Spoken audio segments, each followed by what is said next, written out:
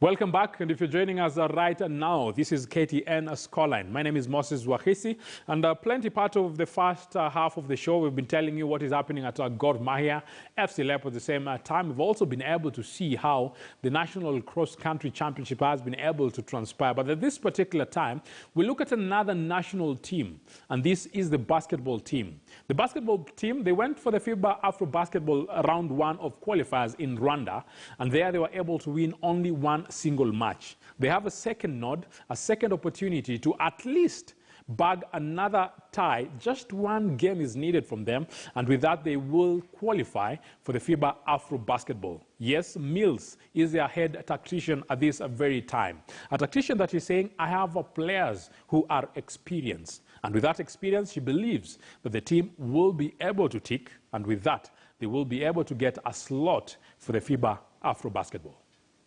Kenya Morans are training for the Afro-Basketball qualifier second round, which will be played in Cameroon. They have a new coach now, Liz Mills from Australia. She has been in Africa for the last 10 years. She's coached in South Africa, Cameroon, Zambia, and Rwanda. She was part of the Patriot BBC team for quite some time. And now she's back in Kenya for the second time, I think. Maybe she's been here for severally, but now she's coming back as a national team coach. What does she bring on the table? What does she think of the national team? This is part of the questions that I'm going to ask her to give us an answer to them, as we know how the team is preparing for the second round of the qualifiers. But now, as I talk to Mills, how has been training so far, and what have you been doing to change what the boys did in Rwanda and Cameroon? Well, I've been at training now for nearly 2 weeks, and I've been really impressed with the players and their ability to learn new things and adapt to a more international style of coaching. They've adapted, they've picked up the new drills and new plays that we've put in. We've drastically improved in the ability to execute on offense and defense. These were areas of concern, having seen them play in Rwanda, and so we've been working hard to close the gap between us, Mozambique, Senegal and Angola. What do you think? You're coming in as the national team coach, and you're bringing in a great scope of African basketball experience. What does that mean for the national team, especially Kenya Morans?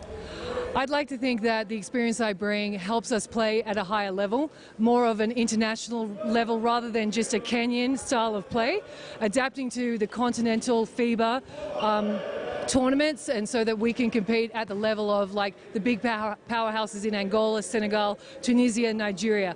We want to play at their standard, so we have to lift to that level. I believe I bring that experience, as well as basketball analytics and obviously film analysis. These are areas that aren't very common in Kenya or even Africa as a whole, so I'm bringing those kind of skills to the table and helping the team improve that way. You've been coaching in South Africa, Cameroon and Zambia and Patriots BBC of Rwanda, and you've been seeing these African teams for the longest time. What do you think of these boys compared to those teams? Oh, look, I think one of the big reasons why I'm here is because I think Kenya has a lot of talent and a lot of potential. So I've been watching them since Afro-Can 2 years ago, and I saw their success there. I thought, oh, this is a team I want to work with. I think they're fast becoming one of the best teams in Zone 5.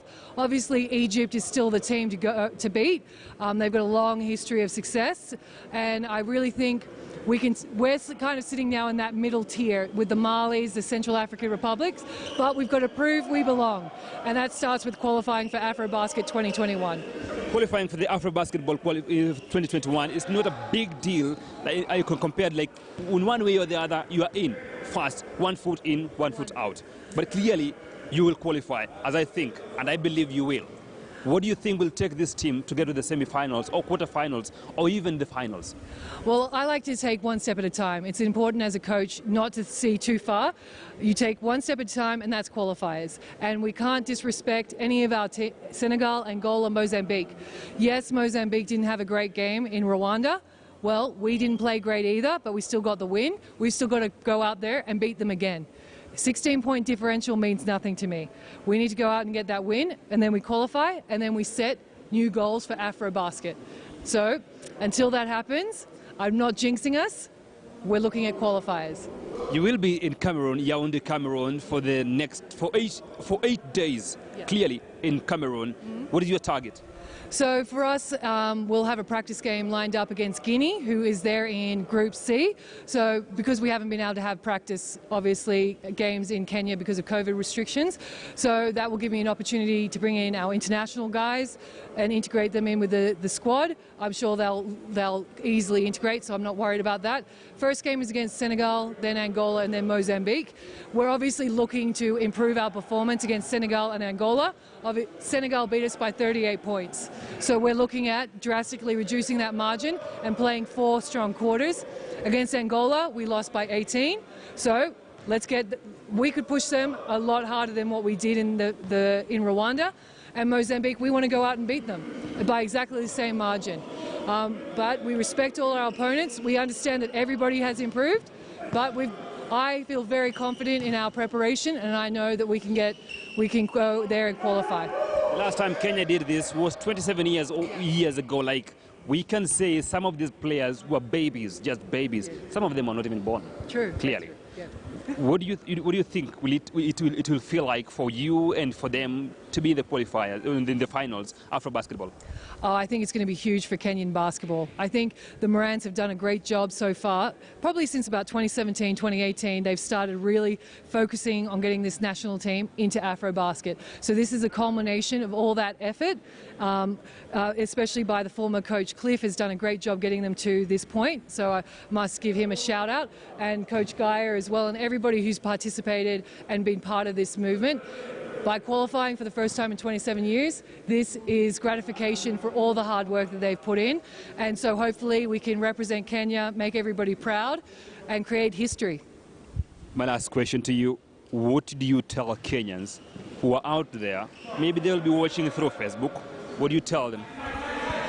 Keep supporting us. We really we love the support you give us. We want to make you proud. And hopefully in Cameroon, we can hear you all the way from here. Great job, great job, great job. You've done a great job. We hope that you make the boys to the finals, and I believe in you.